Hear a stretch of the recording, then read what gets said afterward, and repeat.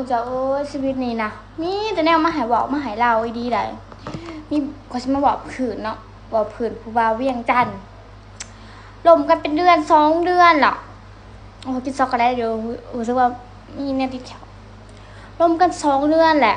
บอกว่าให้ขอยนี่ขึ้นไปหาเนาะพอกำลังจะว่าจะขึ้นไปหาแล้วเดือนนี้นะแต่ว่าบอกกันตกลงกันดิบดีแหละเนาะ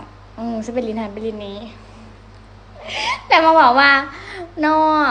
ขนมอย่าขึ้นมาเยี่ยงนะน้องขึ้นมาหาอายแหละเด้อแต่ว่าอายให้บ่มีเงินหวานได้สิเดี๋ยวคนเช็ดจังไหนพวกเก่าควรไปต่อลูกพอจำนี้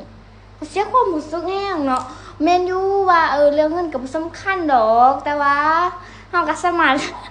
หันกันได้อยู่ถ้าว่าแต่บ่มีเงินจะจับมาว่าตัดหน้าเขาจะสิคนเสียความรู้สึกแห้งเศร้าล่ะบ่ล่มล่ะเพราะว่าเวียงจันทน์โหดีตีหนา